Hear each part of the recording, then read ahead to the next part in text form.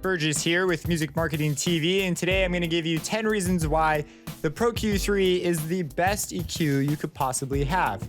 So without further ado, reason number 1, it loads really fast. Check this out. Load it up, bam, there we go. We'll do a second because we got time. And there you have it, very fast load time. Reason number 2, the CPU hit is extremely low. Here's a chart where I compared it to a bunch of other dynamic equalizers, and the Pro Q3 did the best out of all of them. Reason number 3 is it has multi-channel per band support. That is to say, if I open this up and I make a cut, here's my cut, it's stereo left, right. Well, if I want to do the left separate from the right, I simply hit the scissor tool, and now I've got a right and a left band in the same instance, which is already a lot better than a lot of other plugins, but it gets even better. I can add another band, and I can make this one that says stereo, so now I've got my stereo band hanging out in there. I could add another, maybe I want to EQ the mid. Now I'm EQing the mids, and I could now, well, the mid side, you know what I mean. And then I could EQ the side as well. I can do this all in the same instance that fast if I was listening and making adjustments this fast. And that is just really smooth, really great way to place things in a mix, and something that is a really far cry away from what other plugins are currently offering.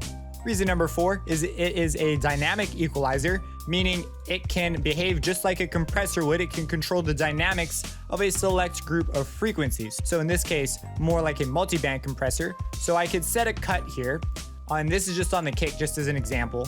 And then on this cut, I can also drag here to say, hey, if it passes a threshold, which is right now being set automatically, make this cut more severe. So if I play it,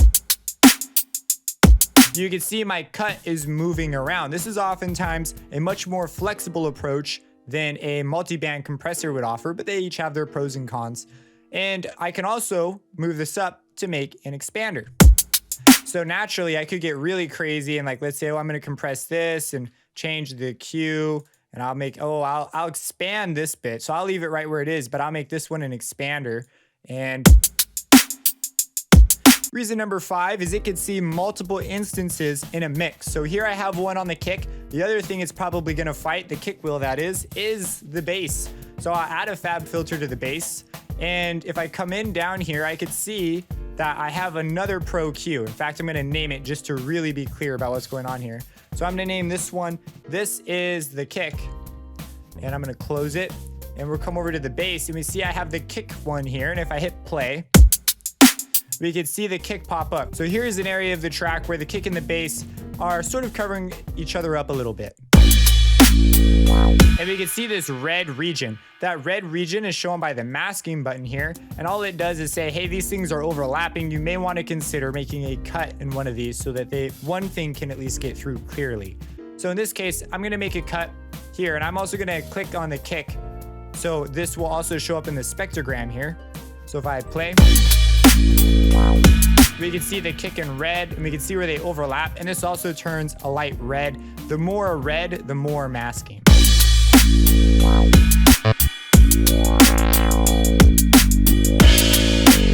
So I go ahead and remove just that particular frequency, and that will just let the kick come through a little cleaner. Reason number 6 is the spectrum grab. What this does is it grabs the spectrum and shows you where all the buildups are, so you can quickly remove resonances that are occurring in your signal. I'm gonna go ahead and play a guitar, hover my mouse over it, and you'll see these dots appear, and you can simply click and drag, and it will create a filter to remove that particular area.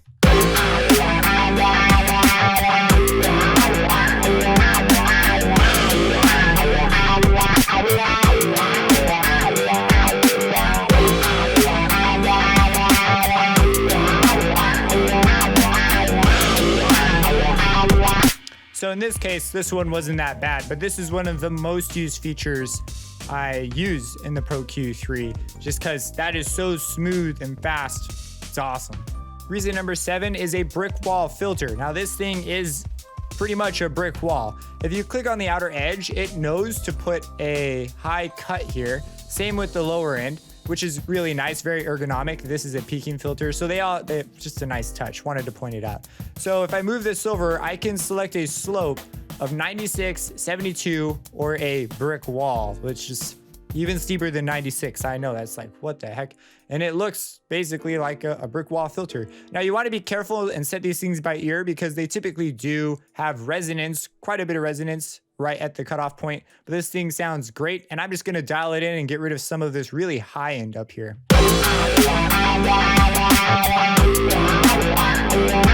And so I'm able to clean it up really fast. This is another feature that I absolutely love. So, and the ability to click in that, it just picks the right filter. That's nice. Reason number 8 is you have different phase modes. This one's a little more nuancy, but I wanted to point it out because it's usually not offered at all. And what it is if you come down here, you have 0 latency, natural phase, and linear phase. Now, each one of these has their own benefits. 0 latency is what a lot of plugins use. Natural phase is usually the other option if they're not using 0. And what this natural phase in this particular case means is that when you approach Nyquist, typically the phase shift used to accomplish the filtering begins to scrunch up a little bit. And so this simply will make it so that it does not scrunch up. Oftentimes you can barely tell the difference between the two, but it is worth testing them out, seeing if you get a cool result. The last one's linear phase, and so no phase shift occurs. However, this does suffer from other issues such as pre-ringing, but this is common among all linear phase filters. And in their linear phase mode, you have different amounts, and so that sometimes you can just really dial it in to exactly what you'd like. Typically though, I'm hanging out on 0 latency mode, and I'm sure most users are just using this because it's the default. Reason number 9 is an EQ match. What this does is you can play a sound through it. It will analyze it and create an EQ curve that matches the spectral profile of the sound. And then you can take this profile and apply it to other sounds. So you can get things to match up really good. And it can be really useful in a lot of mixing situations where you need a match to occur. So let me real quick just do one for you. I'm going to come down here because this is going to be playing. So I'm going to tell you real fast. I'm going to select EQ match, hit record, and then hit match. And then I'll select a resolution for how many points I desire. So let's go ahead, let's play this and get the spectral profile.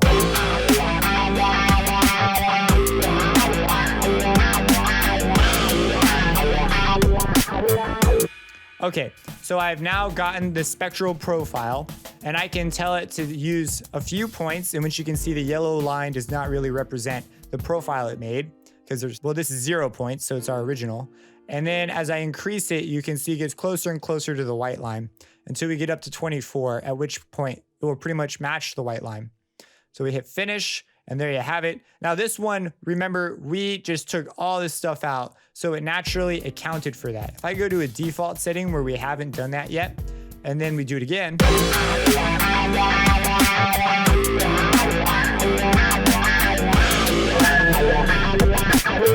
Now you're hearing it being doubled up on itself, which is why the sound's so affected afterwards, where we would take this and apply it to something else. And you can move it down or up and get a nice match. And also, one other thing that you typically want to do is you can select all your filters and sort of dial it in so that you can get the amount that you would like. And finally, we have the auto gain button. That is reason number 10. And what this allows us to do is make better comparisons between our before and after of our EQ. So for example, if I make a boost, I've also made it louder, and we tend to like louder things. So this might not actually be the thing I want. Same for cuts. Cuts make things softer, so maybe I'm not gonna like the cut as much. Auto gain will do a compensation for this. Now, it could still clip and make big, it'll still boost and cut. It's going to compensate for it so that it better matches the volume level of the incoming signal so that we can hear our before and after and make a better comparison between the two. This is a feature that I wish a lot more plugins would have, but let's go ahead and I'm gonna move it around with the auto gain on, and then I'm gonna turn it off and move it around with the auto gain off, and you can hear the difference for yourself.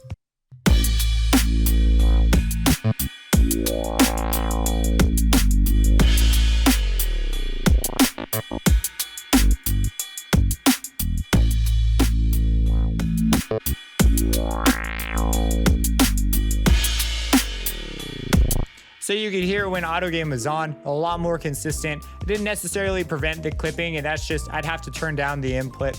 But you could see it certainly held it off a lot longer. It got there really fast with it off. But there are advantages to using each. For example, you may have something that's level dependent, or maybe you just like what it sounds like with it off. I personally usually mix with this on. So those are my 10 reasons for why Pro Q3 is the best EQ you can have right now. If I missed a feature that you really love, it didn't make it into my top 10, go ahead, drop it in the comments. And also if you have any questions, feel free to drop those as well. Subscribe and have a blessed day.